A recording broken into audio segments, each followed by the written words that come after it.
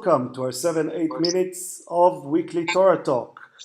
Our guest today is Rabbi Pam Frydman, and she is chair of Ruach Chidush, Rabbis and Cantors for Religious Freedom and Equality in Israel, and also coordinates the Beyond Genocide campaign, which earned the 2016 United Nations Association Global Citizen Award. Hello, Rabbi. Thank you for being with us. Thank you for having me. Our parsha is Vaishlach. It's an eventful parsha. In this parsha, Jacob returns to the Holy Land after 20-year stay in Haran, and he sends emissaries and gifts to his brother Esav in hope of reconciliation. Jacob ferries in family across the Yabok River. He, however, remains behind and encounters an angel with whom he wrestles until daybreak.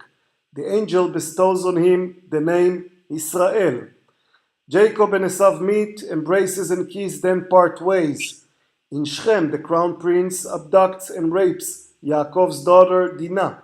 Deena's brothers Shimon and Levi avenge the deed by killing all male inhabitants of the city. Rachel then dies while giving birth to her second son, Binyamin, and is buried in a roadside grave near Bethlehem. The first pasuk of the parsha says, Vaishlach Yaakov malachim lefanav el Esav achiv arza seir sde Edom.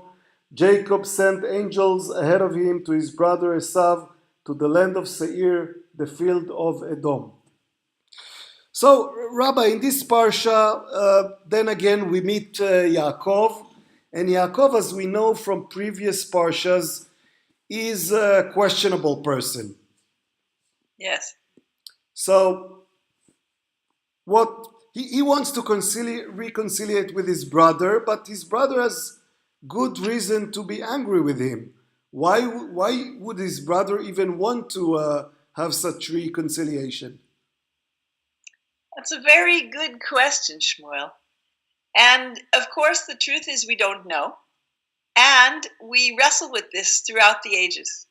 And even as I listen to you give this beautiful overview of the parsha, I heard already the midrash coming through. So, for example, in the beautiful verse you read, it says, Vaishlach Yaakov melachim, and Yaakov sent angels to Asa. But later you said that he wrestled with an angel. And we all think he wrestled with an angel. I mean, if he wrestled with Esav, what was about meeting him and bowing down? They would have already met. Right. But the fact is, the text says, Ish. It's and so if he sent angels as messengers and he wrestled with a man, what really is going on? Well, the ambiguity goes both sides, because malachim can also be understood as emissaries. So it's not clear if he sent men or angels, and it's not clear if he fought with a man or an angel, right? Exactly. I completely agree with you, and so does the Midrash. However, there are some sources that say, for example, Rashi says that, yes, in fact, Jacob did send angels. Mamash, angels, not just humans. And there's another midrash that says, not only did he send angels, but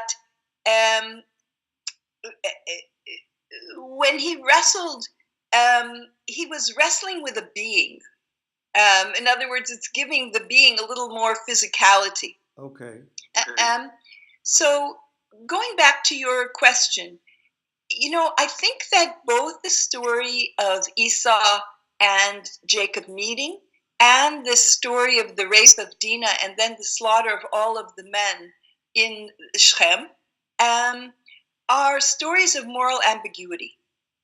And even the tragic death of Rachel during childbirth has in the Midrash a moral ambiguity. And in fact, I want to start there. Okay. So in the previous parsha, we will remember the story about how Rachel Imenu, our mother Rachel, took the idols, the statues of her father. And when Lavan came and confronted Yaakov, not only did he confront Yaakov about leaving, how'd you leave? You didn't let me kiss my daughters and sons, my grandchildren goodbye, my daughters. But you took my household gods. And Yaakov is so clueless that he says, well, whoever is found with those, that person will die. And Rachel pretends that it's that time of month, and she doesn't get up off the saddlebag, and her father never finds his idols. Yeah, she hid the idols both from her father, but also did not notify her husband that she's taking them. Exactly, a truly liberated woman. So then she's cursed by her husband. Well, but exactly. And so the Midrash says that because she actually stole the idols from her father, that she died on the way. And so from that point of view, there's a punishment, even though there's a Midrash that says she was stealing the idols to protect her father from idol worship, hopefully pulling him away from idol worship. But still, there's something about taking these things that isn't right and leads to her death. And of course, leads to this triangulation with her husband praying, in essence, that something will happen to her, not knowing that she's the one with idols. But then there's another Midrash. There's a Midrash that says, why does Yaakov call the son Binyamin, and she calls him Ben Oni, the son of my sorrow, whereas Yaakov is saying the son of my right hand? Because in fact, the soul of Rachel was meant to be a tribe. But because she incarnated in a woman's body, she couldn't be a tribe. Today she could be a tribe, but not then. Today even there would be a debate, right? Right. At the very least. But in those days it wasn't possible, and therefore she died in childbirth so that her soul went out of her and into Binyamin, so that in fact her soul and Binyamin's soul are one, an incarnation of the other. Okay, and then she can become in some way a tribe. Right. And not only that, but now I want to go back to Yaakov and Esav, and I want to jump the gun a little bit, because I was talking about how loud the Midrash is in our ears, and I'm going to amplify the Midrash. Okay. Because there is a Midrash that says that, in fact, why is it that Mordechai refuses to bow to Haman? Because Mordechai is making a tikkun for what Yaakov did when Yaakov finally finished dividing his flocks and sending groups of animals with his servants to Esav to say, hey, go on a slow parade, tell my brother that I'm coming and this is a gift for him. One, group of animals after another, and dividing his wives and his handmaids and his kids into two camps. And after having the wrestle, and now he's injured in his hip socket by the angel who names him Israel, as you mentioned. After all that, what does he do? He bows 7 times. And Chazal hold him accountable and say, what's the problem here? Yaakov himself, says the Midrash, was not really bowing to Esav. He was bowing to the Shekhinah, right? He was bowing, you could say, to the God in everyone. And maybe at some level he was realizing, oh, look what I did to my brother. Look what I stole from him. I'm telling him all these things because I'm trying to show him that, in fact, I didn't really get the blessing our father gave to me by mistake. But the commentators hold him accountable for the fact that he set the example, and then his wives and his concubines and his children bowed. And for that, he has to somehow come back as Mordechai. And now I want to go back to Kabbalah. As Mordechai, just to understand, who refuses to bow to Haman. Exactly, and the thing is, there is, if you read in Shar HaGilgulim of the Arizal of Rabbi Isaac Luria, he cites the Kabbalah where it says that Mordechai is an incarnation of Yaakov, and Haman is an incarnation of Esav. Right. So it's the souls wrestling yet again. They made peace when Yaakov and Esau meet, and Esau kisses him, and we'll talk about that in a moment. But it's not over. It's not over. Huh? It's not really over. Right. Well, first of all, it's not really over. And second of all, they're making up. And even while they're making up, Yaakov is still messing up, right? Right. He's he's bowing in a time, okay, fine, he's making up with his brother and he gives him all these gifts and they're going to make peace, even though Yaakov promises to go to Seir and never do we see that he goes. So, but the rabbis aren't so worried about that. They're more worried, what about the bowing? So imagine for a moment, if it's true, imagine that reincarnation is real, whether we believe in it or we don't believe in it. But for the sake of Midrash, imagine that you are such a great person that you merit to come back as the uncle or the cousin of the queen of Persia. And there is a story that's so debilitating. This Haman wants to commit genocide against your people. Right. And you and your relative, the queen, you save your people from this genocide by making a tikkun, a repair of what you did wrong with your brother. What I love about this is that Judaism, in its Kabbalistic path, liberates us from the sense that we're going to burn forever, or that we're going to suffer forever in some other realm. Even if Olam Haba is real and incarnation not, but the thing about reincarnation is it allows us to imagine when we go down the street and we see someone decrepit, oi, what did they do? Right. And oi, what should we do differently? Because we're not going to get off scot-free. There really is a payment system, and we have to be careful we're not always earning a bill that we have to pay later. So we today no longer have to worry about the sins of our father Jacob. We are off the hook. So well, that's a really good question, and I'm going to take us into Deena as I try to answer that question. So going back in terms of Yaakov and Esau, I want to quote the Zohar. It says in the Zohar that the redemption of Israel hangs solely on weeping, and it relates it to the tears of Asa. It says, when the tears of that Esau wept before his father, in other words, the tears he wept when he realized that his blessing had been stolen and that his father didn't necessarily have another one, that when those tears that Esau cried are completed and cease, then Israel will come out of exile. That, in other words, we went down into exile because of Esau's tears. Right. We can say what we want about Esau. We can say he's evil, but in fact, we have to be empathetic with the one we call our enemy in order to come out of exile. I think there's something very beautiful about being part of a tradition that looks at life in that way. And now, Shmuel, I want to take us into this difficult story that you alluded to, you spoke about, which is the rape of Deena. Right. So Deena is silent. There is no voice for this beloved sister of ours. There's Midrash that says that her mother Leah was actually in childbirth with a seventh son, and she prayed and prayed to change the gender of the child for the sake of her sister Rachel, because she was worried that if she had another son, there might not be enough son souls to go around to create the tribes. And so she prayed for a daughter. Right. And it's very interesting because, according to the halakha, a man whose wife is pregnant may not pray for the gender of the child. It's considered a bracha levatala. It's a wasted blessing, right, because it's already determined. And yet our mother Leah was attributed with having that capacity. And it says in the Midrash that Deena, what does it mean Deena went out? She was like her mother. Her mother was somebody who would go out. And then she was taken by Shechem and raped.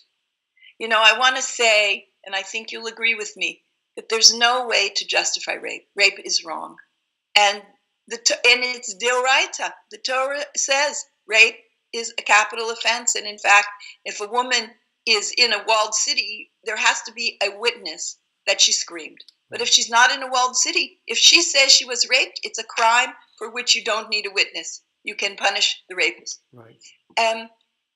So I don't think we want to justify in any way the suffering of Deena. And before I go to the story of Shimon and Levi, I want to mention the two midrashim about what happened to Deena after the rape. It seems that after the men of Shechem were slaughtered, that her brothers went and took her from Shechem's house, and she was somewhat reluctant because she was worried. She said, where will I go to bear my shame? And there's a midrash in Midrash Rabbah that says that, as Shimon said, don't worry, I'll take you in, I'll marry you. And that, in fact, she is one of the wives of Shimon. And in that regard, I want to point out that when they were down in Egypt as brothers, Yosef put Shimon in prison. So imagine that Deena is back home after all she's been through, and she was raped, and now her husband's in prison. Oy. But finally, those things worked out. But there's another midrash in the Talmud in Baba Batra, which says that, in fact, Job lived in those days, and it's Job who married Deena. So either way, whether we say it's Shimon or Eov, we're looking for a way to redeem Deena and have her folded into the family of those men who provided dignity by marrying women. Right. At the same time, I want to go back and say, how can we justify the slaughter of all these men? That on the third day after being circumcised, thinking that by being circumcised, they'll be able to become part of our community and we'll become part of theirs and we'll intermarry their daughters with ours and our daughters with theirs, that here goes Shimon and Levi and slaughter them. And obviously, Yaakov never forgives them. He mentions it then and he mentions it later in his towards the end of his lives, right? Exactly. He singles them out, together with Reuven, who he singles out, who's also mentioned in this parsha for having had sex with one of his father's concubines, right, with the handmaid of his, I don't know if you would call it stepmother Rachel, but not his biological mother. And there is a story, later in the parsha, there's the whole lineage of Esau that's given. And there's a midrash that shows that there seems to have been an incestuous relationship over there, because there's a son, Eliphaz, who seems to belong to two women. Right. But it's actually, it's not Esau who commits the incest. It's a later progeny. But long story short, there seems to have been a custom in those days for a man to sleep with a concubine of his father, some kind of obtaining of power. But suffice it to say that in addition to Yaakov actually mentioning at the end of his life, as you said, these sins of his sons, of Levi and Shimon having slaughtered these men, and Reuven having slept with his concubine, there's also the fact that Shimon was not given land and neither was Levi. And even though the Leviim and the Kohanim are lifted up in Judaism, as we well know, to be the priestly class and then the class of the Levites, but still they don't get land. And if you look at a map of the 12 tribes, you see that Shimon is subsumed within the tribe of Yehuda. Right. So in a certain way, just like Deena is not mentioned in a particular lineage, Shimon is also taken up kind of within another tribe, and Levi is scattered throughout. And so I want to mention something that came up in a Torah study in Nothing But the Pshat that I attended at Congregation B'nai David Judea this past Shabbat. Okay. When a wonderful local scholar, Gabe Wintner, and his audience, the people we were all studying together, mentioned the fact that what happened to those women who were the wives and daughters and mothers of the men who were slaughtered? If we follow the laws of the Torah and imagine what happened, then those women and girls became part of us. We include those Shechemites whose husbands and fathers and brothers and sons were slaughtered by our Shimon and our Levi. And so this takes us back in a way to Esav and Yaakov. No matter which way we turn, we can never get away from the moral ambiguity. And we can never escape the fact that all the characters are human. Whether we love Esav or we consider him only the enemy. Whether we are troubled by how many sins Yaakov has obviously committed, or whether we justify everyone by the fact that he was a tzaddik and he was always in God's stead, even when he was messing up. Either way, it gives us a wonderful example of how we can be human and be Jewish at the same time. We don't have to be perfect. We can fight with our in-laws. We can take somebody to court. We can even do something really heinous and realize that there is teshuvah as long as we promise not to do it again, because our patriarchs and our matriarchs, our ancestors, are oh so human and oh so caught up in moral ambiguity. With this very realistic and optimistic message, we can conclude. This was fascinating. Thank you so much, Rabbi, and Shabbat Shalom. Shabbat Shalom.